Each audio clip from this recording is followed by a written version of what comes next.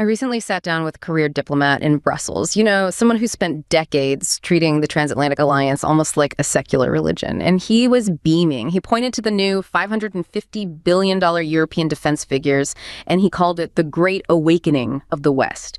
He was talking about unbreakable bonds and shared sacrifice, and he really looked like a man who finally felt secure under the American umbrella. But the mood it shifted the second I mentioned the 28-point plan, Washington's proposed framework for Ukraine's future. And the transition was jarring. The warmth just left his face instantly. He didn't give me a polished press release or some strategic counter-argument. Instead, he pulls this crumpled copy of a memo out of his briefcase, and he just points to a single line. The demand for 50% of all future resource revenues in reconstruction contracts. He said, "We thought we were building a frontier," and his voice just dropped to this flat, hollow tone. But it turns out we're just managing a distressed asset for a liquidator. He went from describing a brotherhood to describing a foreclosure. He even joked, but with a bitterness that felt entirely new, that the American security umbrella hadn't been a gift, but a high-interest lease that was now being called in. And that instantaneous collapse from the high-minded talk of shared values to the cold, clinical reality of a 50% extraction fee. That is the exact moment the Atlantic Covenant died. Behind that record-breaking $550 billion defense budget isn't a new era of cooperation. It's a frantic, expensive scramble for a divorce before the bill gets any higher. In 2025, the physical quantification of fear has a price tag, and Europe is finally realizing that the only thing more expensive than an enemy is an ally who sees your survival as a business opportunity. That is a profoundly intense assessment. And, I mean, it forces you to look right past the political platitudes, doesn't it? But we're not just discussing a policy disagreement here over, how to manage a single conflict. What you're describing is the terminal decline of what we once understood as a unified civilizational construct, the Atlantic Covenant itself. Right. The analysis we've seen shows that the rhetoric of unbreakable bonds and the economic reality of extraction fees they've diverged so sharply that the whole strategic bond has just snapped. It's systemic. It is. It's a systemic failure, and it's driven by the cold calculation of financial risk. Oh. And it's being quantified in hundreds of billions of dollars. Okay, so let's unpack this. Yeah. This is a defining moment in 21st century geopolitics. Our mission in this deep dive is to analyze these twin forces that are dominating 2025. On one hand, you have this massive, accelerating European self-defense budget, the cost of staying alive. And on the other, you have the corresponding U.S. financial extraction plan for the post-conflict environment. The bill for, strategic abandonment. That's a good way to put it. We need to understand what post-Atlantic security really looks like for the continent as we move from abstract shared values to the cold, hard mathematics of survival realism. Let's start with that staggering number.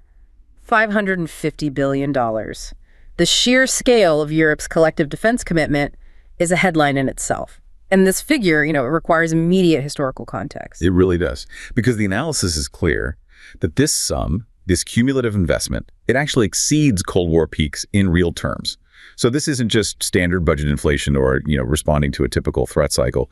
This is something else entirely. It's what the analysis calls the physical quantification of civilizational fear. Exactly. It is the cost of buying back strategic time and capacity. For decades, European security was built on this premise of the peace dividend. Reduced defense spending because the American security umbrella was considered a permanent, almost constitutional guarantee of peace, all upheld by shared ideals. And that assumption is now completely dead. It's buried. This $550 billion commitment reveals the brutal new truth. The guarantee is a conditional lease. It's revocable.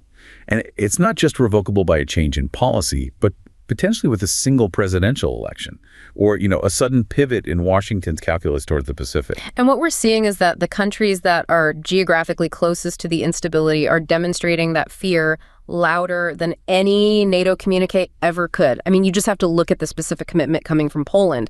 This is a nation with a very painful historical memory of great power politics. A very painful memory. They're now allocating a massive 4.5% of their GDP to defense. That's more than double the NATO 2% target. And that allocation, it's not just a minor statistical increase, it's a national mobilization. The analysis we've seen describes it not as a statistic, but as a primal scream. A primal scream. It's the numerical expression of a society that has definitively measured the distance between Moscow's potential aggression and Washington's increasingly vague and conditional promises. For countries on that eastern frontier, there is simply zero margin for error. Zero room for political wishful thinking. They have to assume the worst-case scenario. They must, because the cost of being wrong is existential. When a civilization has to dedicate almost 5% of its entire wealth just to building its own walls, it means the structure it once relied on has fundamentally failed. And I think we need to linger on what this huge budget really means politically. This money isn't just for buying hardware, is it? It's about structural independence. That's the core of it. The sources are absolutely clear that these expenditures are defined as compensatory, not truly collaborative in the old transatlantic sense. What do you mean by compensatory? Well, Europe isn't just using this money to upgrade its legacy systems to plug into the U.S. military apparatus better.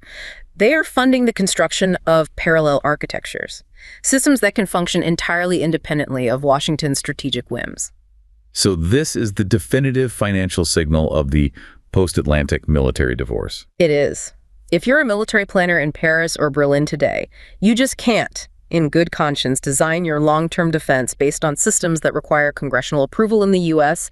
for spare parts or ammunition or, critical software updates.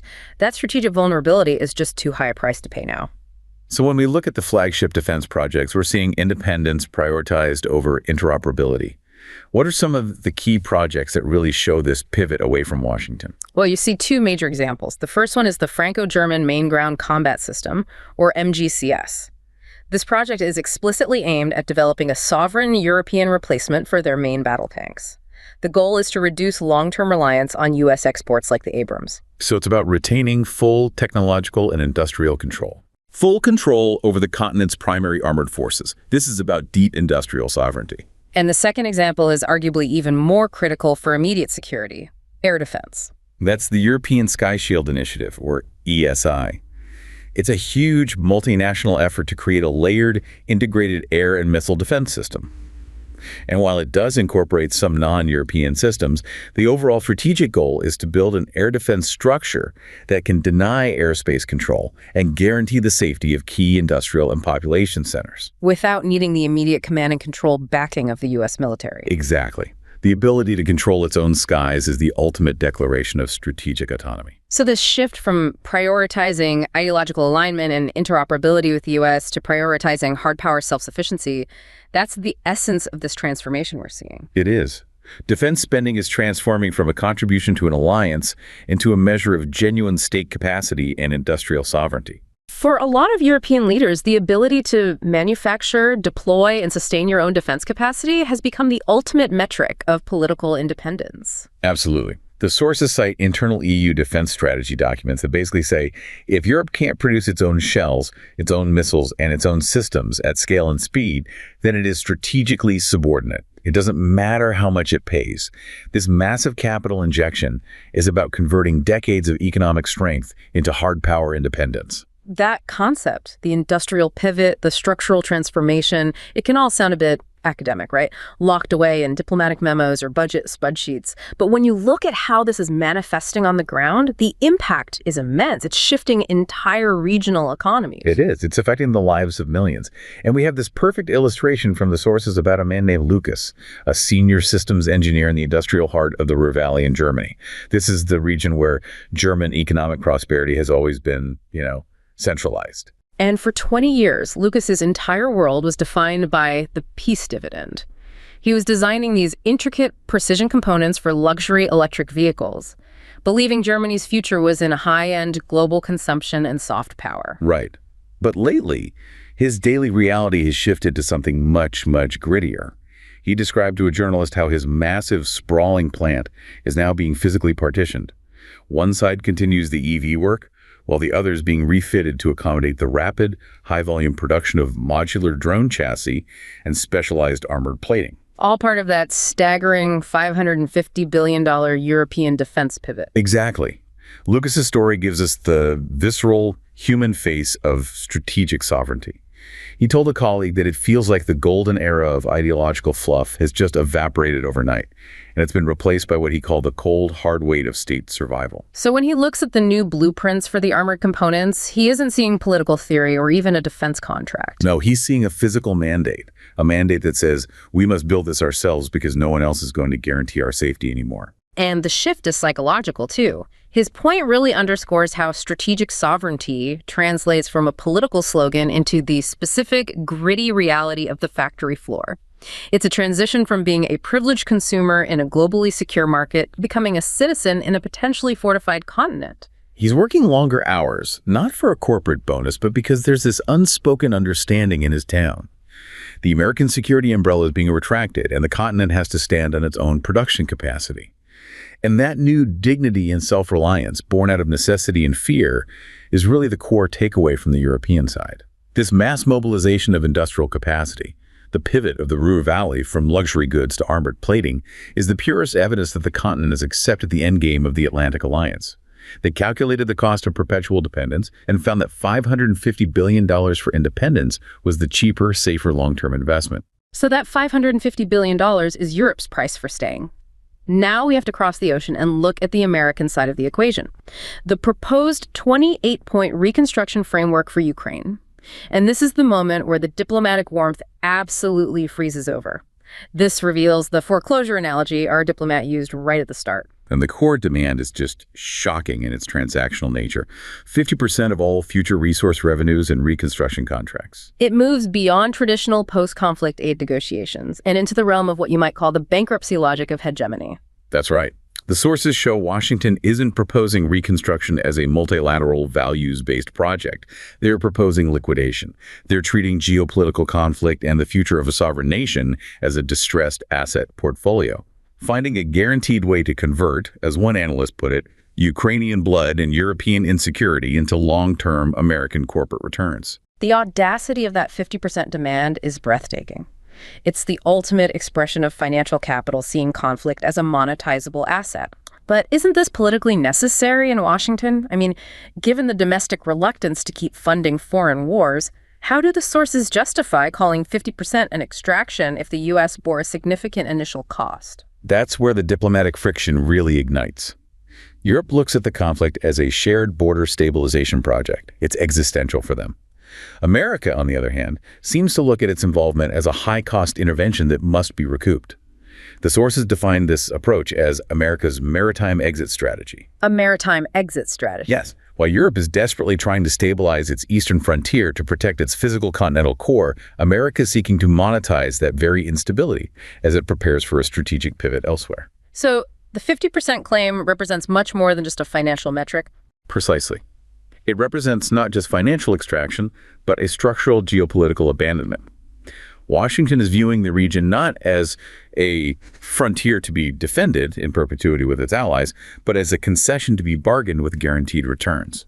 The sheer scale of the extraction means that Ukraine's entire economic and resource future is pre-mortgaged, and that mortgage is held by an offshore power whose primary strategic interest is already looking elsewhere. It fundamentally undermines the whole narrative of shared values and territorial integrity that define the post-Cold War order. It's like the mask of values-based diplomacy is slipping away to expose, as some analysts put it, the skull of financial imperialism underneath.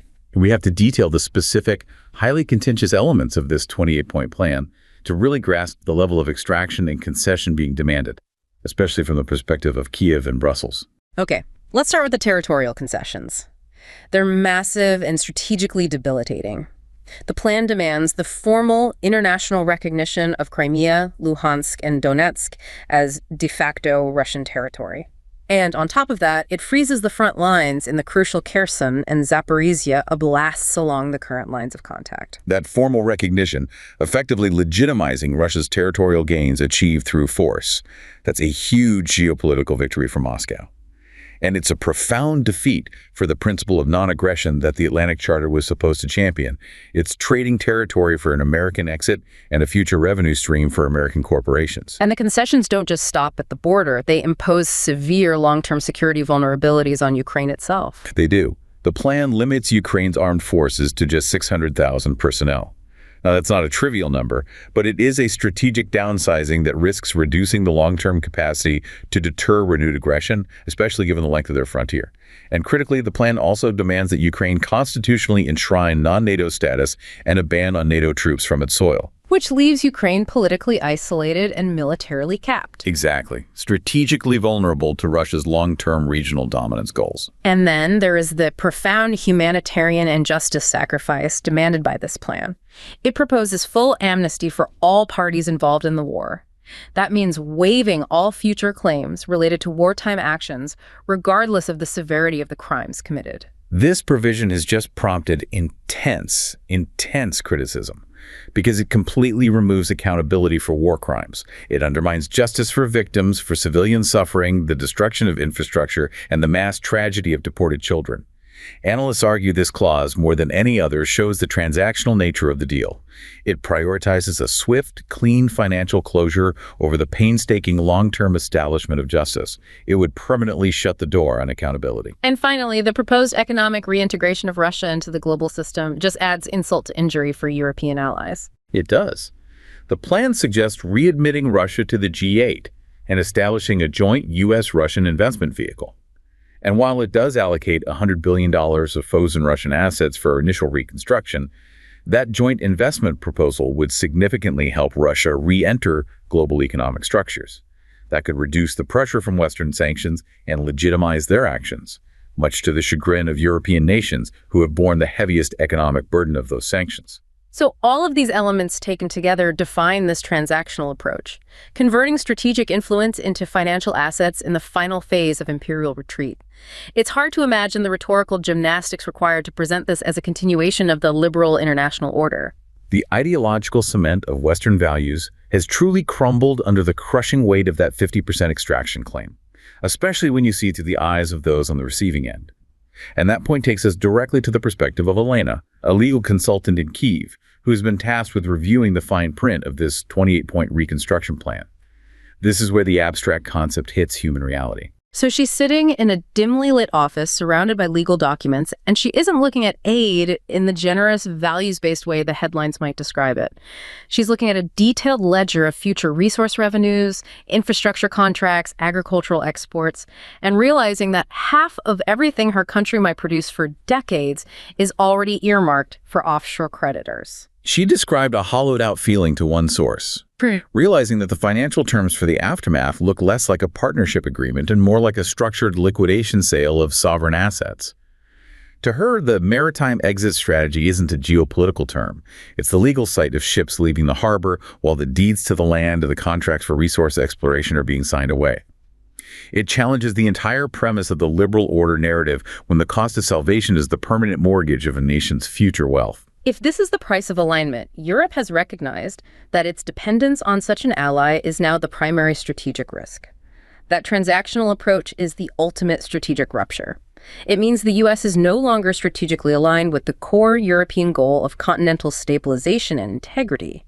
Instead, it's seeking financial leverage and profit from a crisis, regardless of the long-term political or security costs to its closest allies. And that confirms Europe's greatest fear, which drives the need for the massive countermobilization we were just discussing. Exactly. So the death of the Atlantic Covenant and the cold reality of the 28-point plan leave Europe with one urgent primary strategic objective: achieving true strategic autonomy. Let's clarify this concept because it's evolved dramatically in just a few years. It's the ability of a state or the EU as a whole to pursue its own interests and adopt its own foreign policy without depending heavily on other states, particularly the US. That definition is crucial because the concept has metastasized so quickly. It started in 2013 purely in military lexicon, focusing on a unified defense industrial base. Now it's exploded into a much broader political objective. It encompasses economic, energy, digital, and supply chain policy. It's an all-encompassing strategic doctrine. And it serves two major interlocking functions. You have the inward-looking function, being resilient by securing supply chains, infrastructure, technology. And then there's the outward-looking function, being capable of upholding strong policy choices, acting militarily and diplomatically without requiring a U.S. cosign or veto. This pursuit is fundamentally driven by a return to geographical realism, the realization that the continent must secure itself on the continent. The analysts we've reviewed explicitly reference the return of Halford Mackinder's heartland theory with a vengeance. Okay, for people who might not be familiar with Mackinder, what is the core concept and why is it suddenly so relevant to Europe? Mackinder, writing over a century ago, argued that world power rested on the control of Eurasia, the heartland. It's a classic land power versus sea power contrast. Historically, the U.S. strategy has been entirely based on maritime power. Rapid deployment, global trade lanes, deterrence from afar. The sources argue that Europe is now realizing America's sea power strategy inherently prioritizes mobility and, crucially, abandonment over deep continental commitment. The oceans facilitate not just trade, but strategic withdrawal. Which means Europe can no longer rely on distant naval assurances or the promise of intervention. Its security architecture, therefore, can't be maritime-centric. Exactly. Europe is now forced to confront its geographical destiny. Its long-term security depends on immediate territorial control, strategic depth, and continental resilience. That means securing the interior and the eastern border of the continent itself. This explains the urgency behind Europe's pursuit of independence. It's driven by geographical necessity, not political preference. And this strategic pivot translates directly into the practical mandate of hardening critical infrastructure and redesigning supply chains.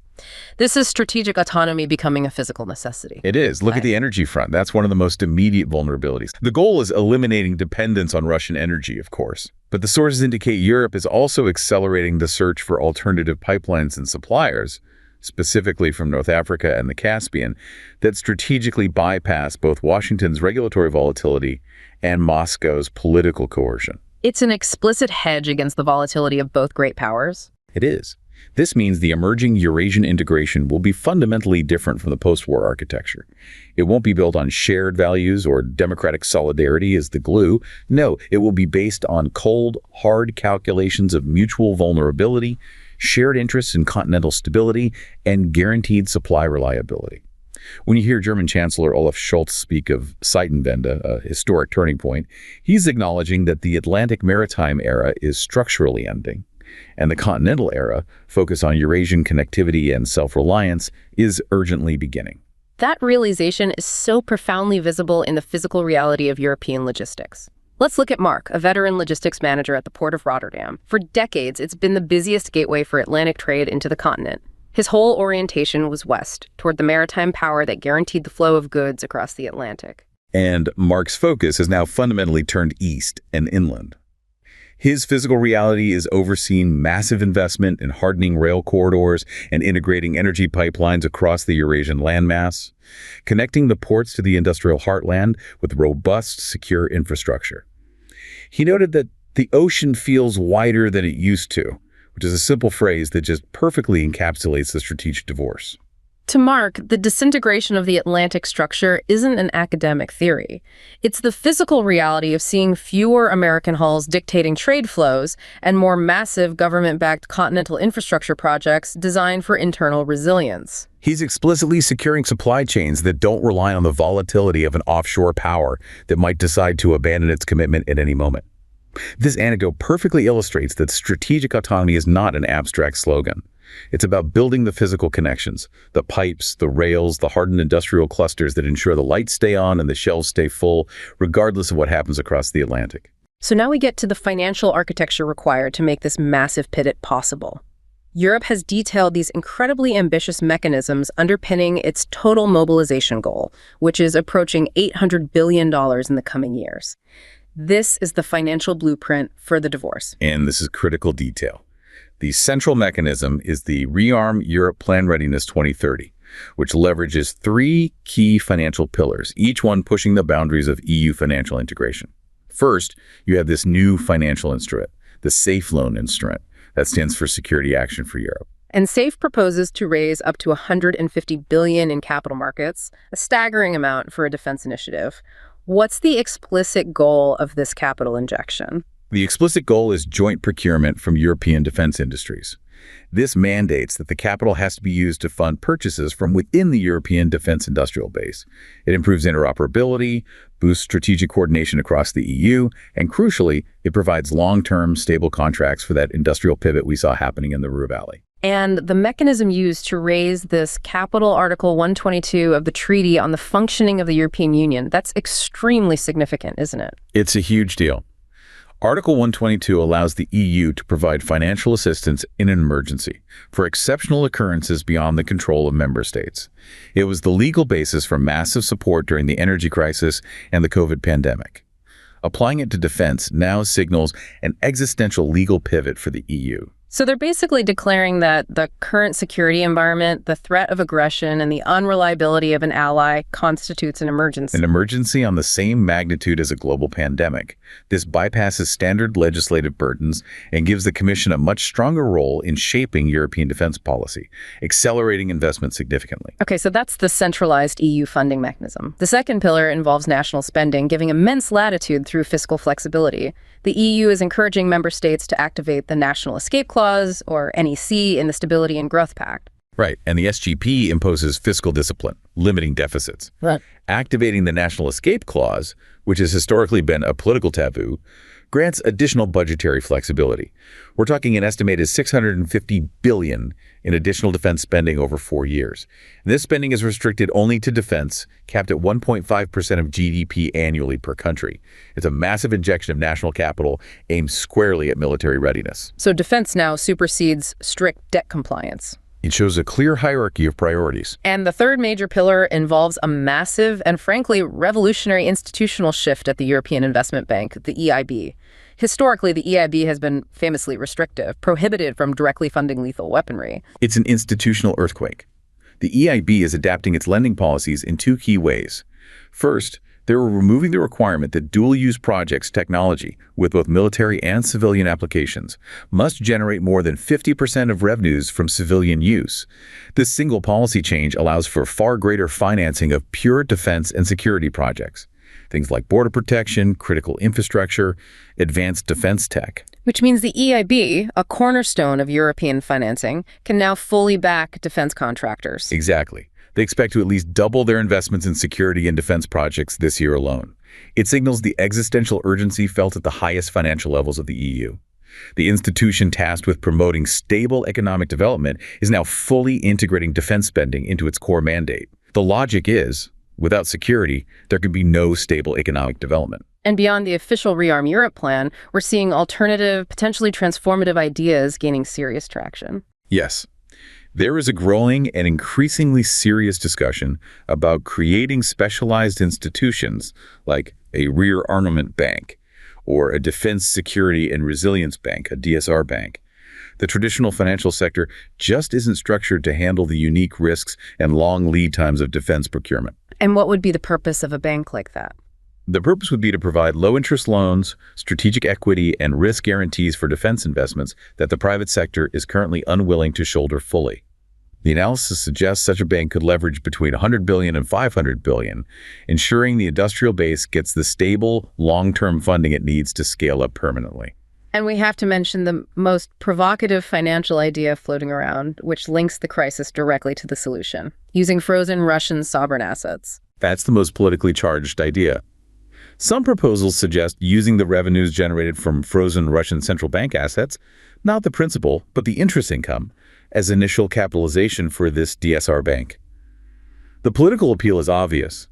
You're linking the cost of reconstruction and European rearmament directly to the seized wealth of the aggressor. It shifts the burden of financing the strategic pivot onto Russia itself. It does. But the legal and political complexities of seizing sovereign assets are immense, so this idea remains a very high-stakes debate. The totality of these financial maneuvers, SAFE, NAC activation, the EIB shifts, the DSR proposals, it all illustrates the true scale of the strategic pivot. It's an $800 billion effort to finance a genuine geopolitical divorce. And ensure Europe can sustain its own defense capabilities without relying on offshore volatility. Which brings us to the final piece of this puzzle, the diplomatic standoff. You have the U.S. 28-point plan, which we've established looks like a financial liquidation, versus the European counterproposal, the 24-point plan. The juxtaposition of these two frameworks just vividly highlights the strategic chasm now separating Washington and Brussels. The difference is philosophical. The U.S. plan prioritizes financial closure and a clean strategic exit, almost regardless of the long-term cost to sovereignty and security principles. The EU plan, however, prioritizes stabilization, accountability, and the protection of sovereign values as the foundation for any future peace. Let's reinforce why the U.S. 28-point plan is seen as such a high-risk diplomatic gamble that undermines long-term sustainability. It all comes down to trust, doesn't it? It absolutely does. The primary reason for European skepticism is Russia's long-proven historical record of treaty violations. We're talking about the Budapest Memorandum, the Minsk Agreements, and over 400 separate bilateral agreements with Ukraine violated since 2014 alone. This enduring trust deficit raises massive doubts about whether Russia would ever honor the 28-point plan, especially since it rewards aggression with territorial concessions. And the enforcement mechanisms seem structurally weak, too. They are. The plan's long-term effectiveness hinges on a vague peace council, headed by the U.S. president, and sanction mechanisms whose credibility is unclear, especially if the U.S. is actively trying to reintegrate Russia into global economic structures. And as we discussed, the military downsizing and imposed neutrality expose Ukraine to a renewed conflict under fundamentally worse strategic conditions. It rewards aggression and leaves the victim vulnerable. So now let's look at the EU's 24-point counterproposal. This framework reflects a commitment to sovereign values and incorporates the painful lessons learned from the failures of past mediated peace attempts, like Minsk. The core features are fundamentally different from the U.S. plan. First, the European plan insists on clear conditionality. Territorial negotiations would only happen after a full and unconditional ceasefire is established and verified. This prevents Russia from using ongoing conflict as leverage during talks. And the security guarantees are robust, moving far beyond the weak promises of the past. They propose strong, legally binding security guarantees for Ukraine, designed to be akin to NATO's Article 5, a mutual defense pledge. And crucially, there are absolutely no restrictions placed on the size of Ukraine's armed forces or its defense industry. This is a clear move to bolster Ukraine's long-term self-reliance, aligning with Europe's larger strategic autonomy push. Financially, the proposals are polar opposites, with the EU demanding full financial accountability. Full accountability. The EU demands full financial compensation and reconstruction, funded by frozen Russian sovereign assets. And crucially, those assets would stay frozen until Russia has compensated for the damage. This reverses the 28-point plan's suggestion that Russia should be welcomed back into the G8 immediately. The EU position is firm. Compensation first, reintegration later. And to address the enforcement concerns, the EU plan includes a mechanism to prevent political fatigue from weakening sanctions. That's the snapback mechanism. It's designed to automatically reimpose sanctions if the agreement is violated in any significant way. This is engineered to reduce the political friction involved in punishing a repeat offender. It gives the agreement teeth that the Minsk agreements fundamentally lacked. This all sounds strategically sound from a European perspective. It prioritizes long-term stability and justice. Practically speaking, what's the real-world viability? Doesn't Russia have zero incentive to accept these harsh terms, especially reparations? You've hit on the central challenge. While the EU plan is strategically sound, the core demands full reparations using frozen assets, Russia relinquishing control of key strategic infrastructure, are indeed likely to be strongly resisted by Russia. The sources point out that the success of the EU's 24-point plan hinges on its enforcement credibility and the long-term unity of its supporters. So even though the EU plan is the one based on principles of sovereignty, its implementation relies on a level of cooperation from Russia that seems politically unlikely. Exactly. Both plans ultimately serve as diplomatic bookends for the collapse of the Atlantic system. One seeks to monetize a departure, a strategic exit at maximum profit. The other attempts to establish a sustainable, self-reliant defense perimeter and a pathway to continental stability based on principles that America is clearly no longer willing to uphold at cost. When we synthesize this entire analysis, the $550 billion in compensatory spending, the $800 billion effort to finance industrial independence, the pivot to continental infrastructure, and the strategic divergence in the two peace plans, the conclusion is inescapable. The Atlantic system has suffered brain death. The failure is not temporary or based on personalities. It is systemic and structural. It is characterized by strategic divergence, amplified by the physical barrier of the ocean, and it's cemented by the economic reality of that 50% extraction fee. The era of easy security and shared ideological goals is over. The continent has crossed the Rubicon. The emerging order will be shaped not by democratic solidarity, but by survival realism. Europe is prioritizing territorial denial, resilience, and the construction of continental trade and industrial systems. And that pivot will also involve a gradual, practical shift toward non-dollar settlement mechanisms in certain key trade corridors. Not as an ideological statement, but as a practical necessity to hedge against the immense volatility of an offshore financial power that has signaled its priority is extraction over commitment. The age of Atlanticism has ended. Not with a high-minded diplomatic communique, but with a chilling, quantified invoice. $550 billion for Europe's hard-won survival and 50% of Ukraine's future wealth demanded for America's departure. This is the new expensive geography of power.